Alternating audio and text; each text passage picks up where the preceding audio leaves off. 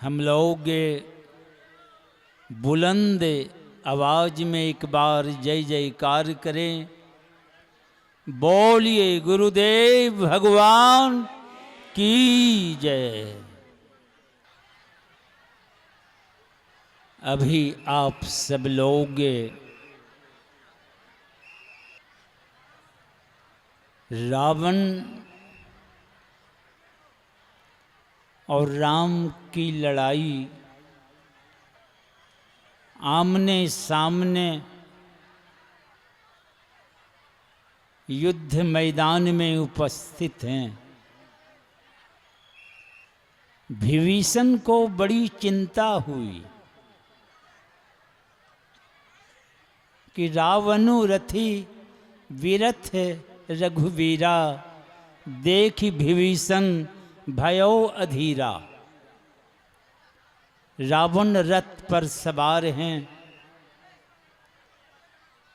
अब बिना रथ के भगवान पुरुषोत्तम राम जमीन पर खड़े। यह देखकर विभीषण बहुत घबरा गए। ये स्वाभाविक बात है। अधिक प्रीतिमन जिसके प्रति अधिक प्रेम रहता है, स्वाभाविक संदेह मन में होता है। वही कहते हैं, बड़े प्रेम से कहते हैं कि नाथ नाथ आप रथ पर सवार नहीं हैं। नाथ न रथी, आप रथ पर नहीं हैं। नहीं, आपके पैर में न जूता है, न शरीर की रक्षा के कोई कवच हैं, नहीं तन पद त्राणा, जूता तक नहीं है, खाली पैर हैं। कई विधि जितव वीर बलवाना, वे तो बड़े बलवान हैं, कैसे उनको परास्त करेंगे आप?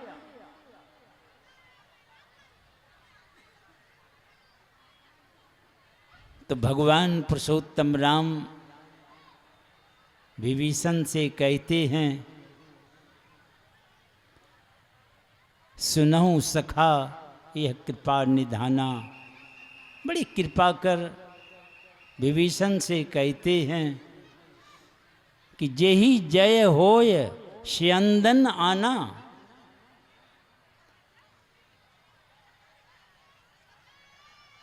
जिस रथ पर सवार होकर के विजय प्राप्त करते हैं, वह रथ कुछ और ही है। इस स्यंदन उस समय की सवारी रथ ही थी।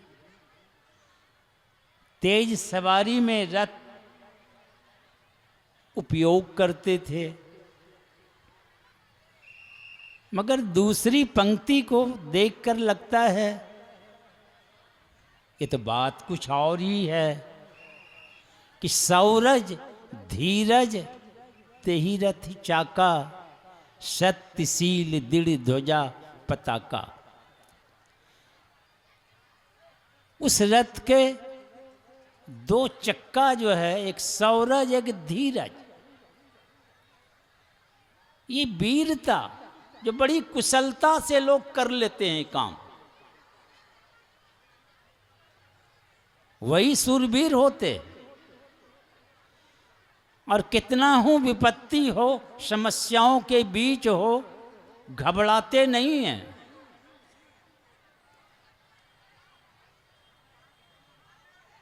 उस रथ के यही दो चक्का है।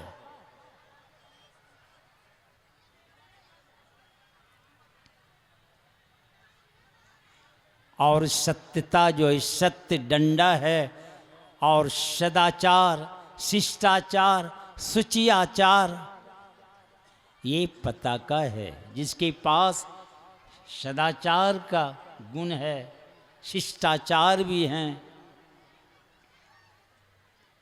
यही तो पताका लहराता है, उसकी कीर्ति होती है, पहचान है। रथ में घोड़ा भी चाहिए तो बल विवेक दम परिहित घोड़े। जो पाप कर्म नहीं करते हैं उस आदमी के अंदर आत्म बल होता है।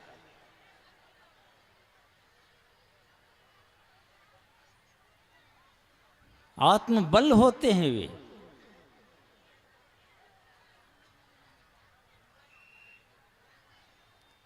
और बुद्धि में सत्य असत्य निर्णय करने की क्षमता होती है, वही विवेक है। और सारी इंद्रियों की घाटों से चेतन की धारा को समेट कर जो केंद्रित कर लेते, उसके बल की कोई अंदाजा नहीं लगा सकता।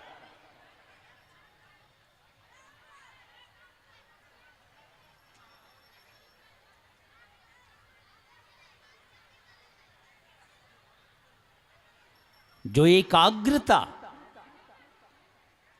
एक राजा के दरबार में एक धनुर्विद रहते थे,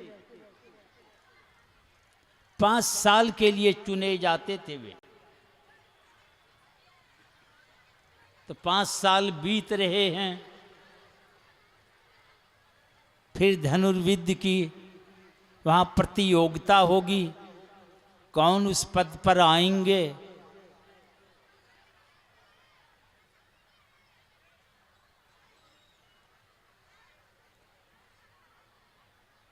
एक आदमी आते हैं और उस राजा के दरबार में जो धनुर्विद रहते थे उससे कहते हैं कि चलो मेरे गुरु के पास, वो आपको वो राज, वो भेद, वो कला बताएंगे। कहा क्या बताएगा मुझे? उसको तो अहंकार था मन में कि हमसे कौन है बेसी, इस प्रतियोगिता में कौन आने वाला है। कहा भेज दो दरबार में। कहा वे नहीं आएंगे।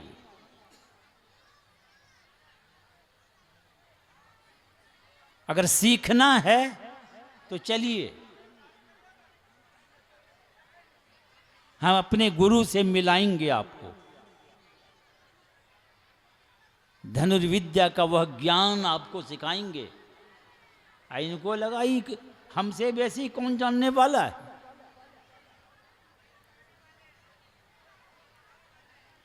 कहा अच्छा चलो, तो ले गए। अब गुरुजी चले गए थे जंगल। अब वृक्ष पर चढ़ करके लकड़ी काट रहे थे।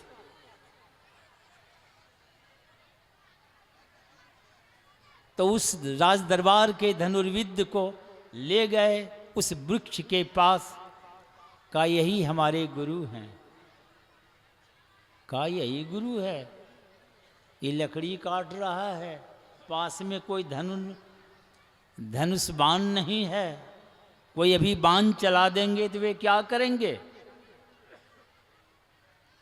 का चला के देख न लो। का चला के देख लो। इनको लगा कि खाली हाथ है, लकड़ी काट रहे हैं, बाण चलाएंगे तो तीर भेद देंगे इसको, एकदम उसकी मृत्यु हो जाएगी। आई शिष्य कह रहे हैं कि चला के देख लो। तो ये बाण चला दिए। और वो ये लकड़ी काट रहे थे, फट से वही लकड़ी तोड़ा और बाण में टकरा दिया। वही लौट के आके इसी के सीने में घुस गई। ये हड़बड़ा के गिर गए। कहा देखा ना, देखा ना, चला के देख लो। इनको लगा ये कौन कला है। उतरे हुए तब इनसे कहते हैं तुमको सीखना है। वो गाछ से जो उतरा वे कह रहे हैं कि चलो हम अपने गुरु के पास ले चलते हैं। मैं तो गुरु का कुछ जूठन प्रसाद रूपी कला को मैं जरा ग्रहण सीखा हूं, अगर सीखना है तो चलो। तो गए तो देखा क्या, उनके गुरुजी एकदम झुल झुल बूढ़ा, एकदम वृद्ध थे। कहा महाराज ये राज दरबार के धनुर्विद्य हैं, ये आए हैं आपसे धनुर्विद्या सीखने के लिए। नीचे से ऊपर तक देखा, कहा ना ये सीखने लायक नहीं है। वो बूढ़ा कहता ये सीखने लायक नहीं है।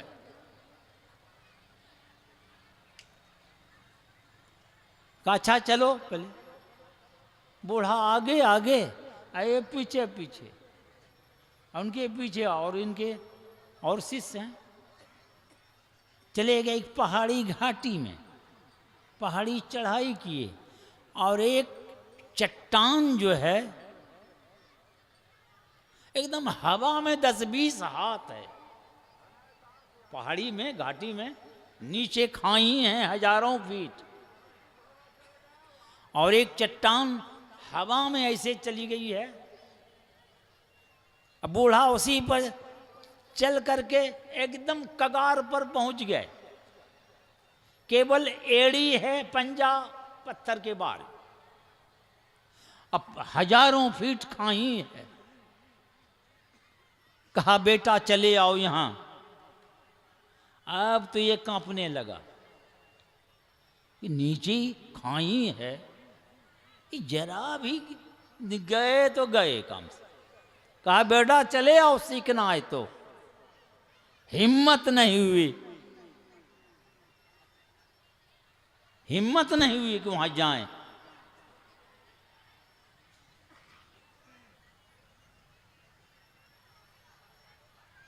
कहा जिनके अंदर वो क्षमता नहीं है,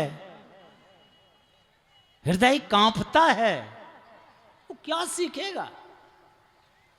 तो ये राज दरबार के धनुर्विद्य हाथ जोड़कर कहते हैं कि महाराज आखिर हमको वो कला तो आप दिखाइए। कहा देखना चाहते हो। अब बूढ़ा के हाथ में भी कुछ नहीं। कहा देखना चाहते हो। ऊपर से जो बोगला कर्रा नहीं है, 20-25 वो चिड़ियां जा रही थी आकाश मार्ग होके। कहा देखना चाहते हो। उंगली उठाए, कहा नीचे चले आओ। सारी चिड़ियां नीचे आ गई। ये एकाग्रता में ये बल है, बल विवेक दम। ये दम जो है ना, बड़े बड़े बलवानों का दम निकालने वाली शक्ति है।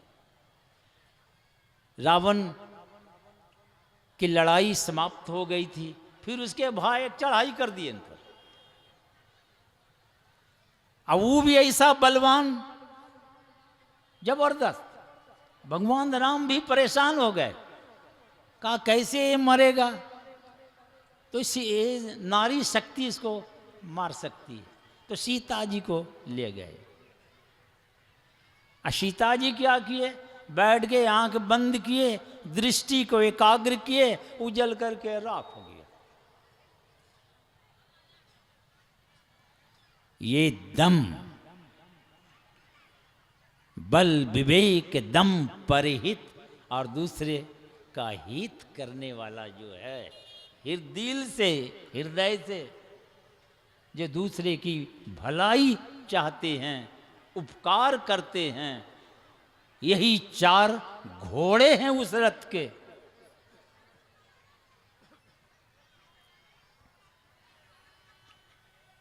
अबिरति चर्म संतोष कृपाना। ढाल क्या है? यही विरक्ति, संसार की प्रति आसक्ति, कुछ नहीं है।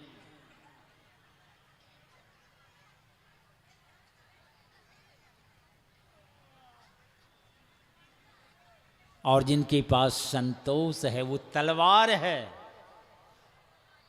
कितनों कुछ है, दो ठीक है, मगन है, मस्त है, काट के धर देते।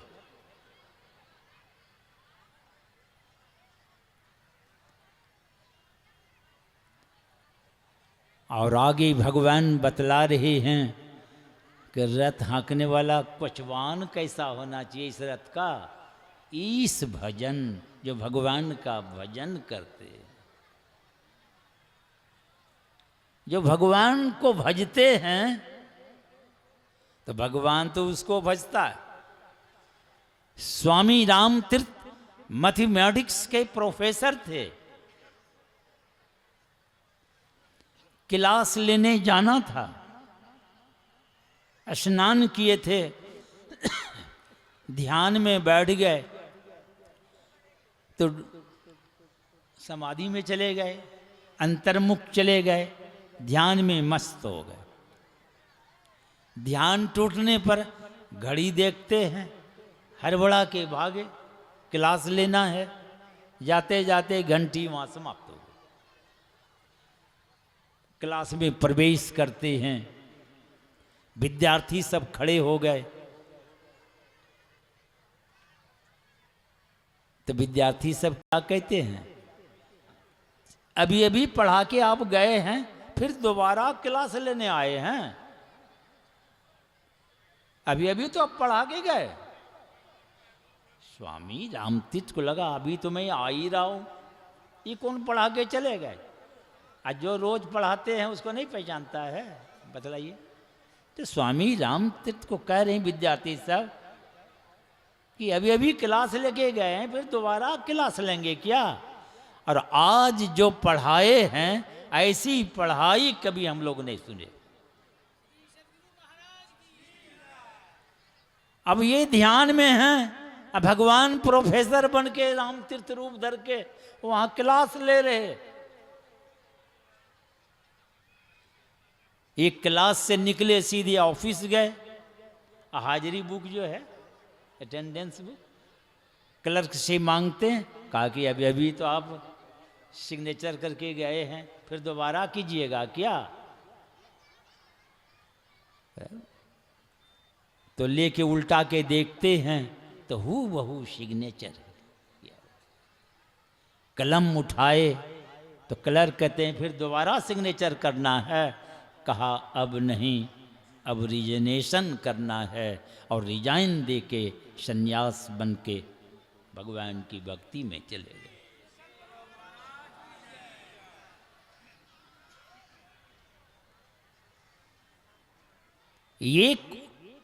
ये असली कोचवान है, कोचवानी, जो भगवान को बागडोर समर्पित कर देते हैं, भगवान में समर्पित हो जाते हैं, तो भगवान उस लगाम को थाम लेते। ईश भजन सारथी सुजाना,